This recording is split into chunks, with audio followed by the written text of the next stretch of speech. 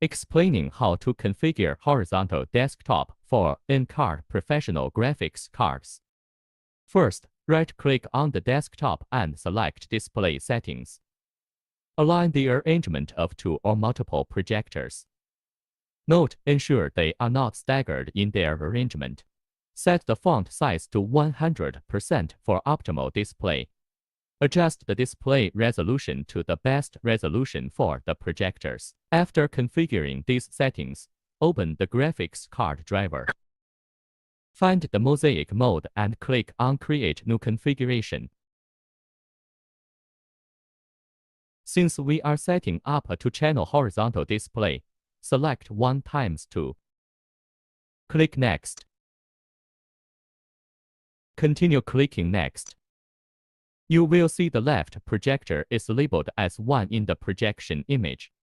Drag 1 into the left box and 2 into the right box. Click Apply. Wait for a moment. A window will pop up, indicating that changes are being applied. Be sure to click Yes. After the configuration is applied, click Finish, and then close the graphics card driver interface. Reopen the display settings. You will see that the resolution has changed to 3840 multiplied by 1002. The complete setup of the horizontal desktop is now finished.